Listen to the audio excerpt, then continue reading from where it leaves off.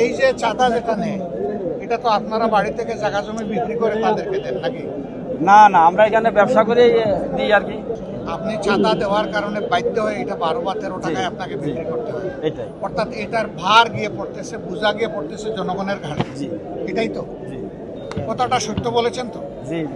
বাড়াইয়া তো বলেন নাই। এগুলো সরকারের দেওয়া হয়েছে, সরকারের ভাড়া হলো 5,000 টাকা। হচ্ছে ঘরগুলো যারা পাইছে মালিক, তারা ভাড়া নেয় 1 লাখ থেকে 1.5 লাখ টাকা। 1 লাখ টাকা ভাড়া আছে, 90,000 টাকা ভাড়া আছে, 60,000 টাকা ভাড়া আছে ঘর বুঝে। এই ব্যবসা সরকার নেই 5,000, জি 13 টাকা স্কোয়ার ফিট, এসব সরকার আর কি ভাড়া নাই। 13 টাকা স্কোয়ার ফিট। জি, ওই হিসেবে 400 স্কোয়ার ফিট ঘর আছে, ভাড়া যা আসে। কিন্তু মালিকরা ভাড়া নিচ্ছে 1 লাখ, কেউ কোনো ঘর প্রতি 1.5 লাখ। এই মালিক কারা? মালিক যে বিগত সরকার আমলে মালিক পাইছে সরকার। সরকার। তাইলে আবার মালিক কারা? মাছ না, এই ঘরগুলো বরাদ্দ হয়েছে বিভিন্ন জনের নামে। বিভিন্ন জনের নামে। বিগত সরকার আমলে যারা ব্যবসা করে তারা ঘর পায় নাই, বিভিন্ন রাজনীতির নেতারা পাইছে ঘর। আমরা যারা সাধারণ তারা ব্যবসা এখানে ব্যবসা করে না করে না, করি আমরা সাধারণ মানুষ। কিন্তু এখন তো ওই সরকার নাই, তাইলে এখন তো আর ফ্রি হয়ে যাওয়ার ওইটাই বহাল আছে। ওটা বহাল আছে। জি, যেমন আমরা ঘর পাইছি, আমাদের বুঝিয়ে দিচ্ছে না। আজ 1 বছর আগে আমরা টাকা দিয়ে রাখছি, সেই ঘর আমাদের দেয় না। কালি আমরা ডিসি অফিসে আসছি, ঘুরাইতেছে, আজ না কালকে ঘুরাই দেয় না।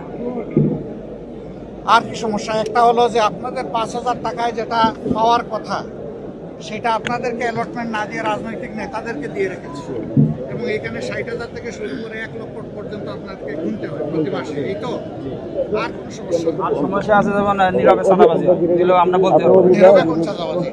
হয় যেমন বিভিন্ন ঘরের থেকে টাকা নেয়, আছে ঘর দখল করে খায়, ঠিক আছে, এরকম কিছু আছে। এটা কি ওই 60,000 1 লাখের বাইরে? হ্যাঁ, ওগুলো বাইরে, মানে ওগুলো আমাদের দোয়া লাগে না।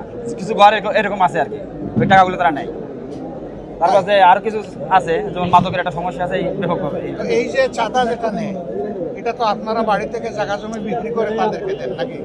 না না, আমরা এখানে ব্যবসা করে দিই আর কি, দিনাদায় করে দিই। তার মানে হচ্ছে যে জিনিসটার দাম আজকে 10 টাকা হওয়ার কথা, আপনি চাঁদা দেওয়ার কারণে বাধ্য হয়ে এটা 12 বা 13 টাকায় আপনাকে বিক্রি করতে হয়। এটাই। অর্থাৎ এটার ভার গিয়ে পড়তেছে, বোঝা গিয়ে পড়তেছে জনগণের ঘাড়ে। জি এটাই তো? জি। তা আপনি যে কথা বললেন, এখন আপনার পিছনে লাগবে যে? লাগতে তো পারে। লাগতে পারে? জি, সাহস আছে? বাড়ি কোথায়? ইনশাআল্লাহ রাজবাড়ি জেলা। রাজবাড়ি। রাজকীয় মন। জি, ইনশাল্লাহ আল্লাহ আপনাকে সাহায্য করেন। আমিন। কথাটা সত্য বলেছেন তো? জি জি। বাড়াইয়া তো বলেন নাই। সত্য কথা বলার জন্য আল্লাহ আপনার সাহস এবং শক্তি আরো বাড়াই দেন।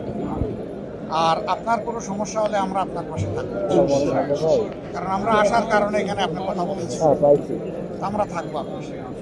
এখন জায়গায় জায়গায় কি করতে হবে? নীরবের ছাতা দিয়েই যাবেন, সহ্য করবেন, নাকি আরো কিছু করা লাগবে? না, আমরা চাচ্ছি এটা বন্ধ।